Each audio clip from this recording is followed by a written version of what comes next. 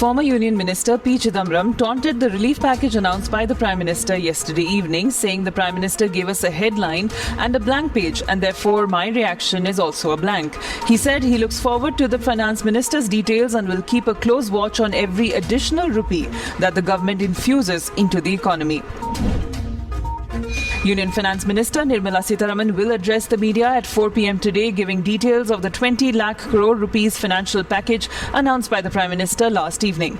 The package, which is 10% of India's GDP in 2019 to 2020, is aimed towards achieving the mission of a self-reliant or Atmanirbhar Bharat. The economic package combined the government's recent announcements on supporting key sectors as also measures rolled out by the Reserve Bank of India.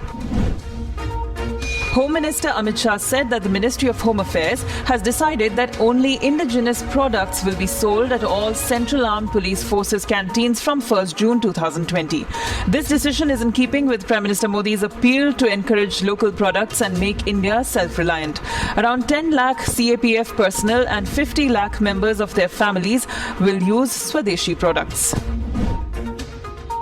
India's Jubilant Life Sciences Limited said that it had signed a non-exclusive licensing agreement for selling Gilead Sciences Incorporated's experimental COVID-19 treatment Remdesivir in 127 countries, including India. The drug earlier this month received the US Food and Drug Administration's emergency use authorization to treat COVID-19 patients. The Indian Council of Medical Research is conducting a household-level antibody testing to check for community spread of the coronavirus infection. 24,000 adults in select districts will be tested to estimate the prevalence of COVID-19 infection among people. This level of testing surveillance is a departure from the protocol that was set before.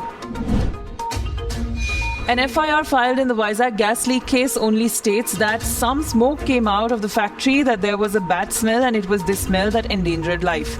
The gas leak at LG Polymers factory at Visakhapatnam on May 7th killed 11 persons and sent hundreds of people facing breathing difficulties to hospitals.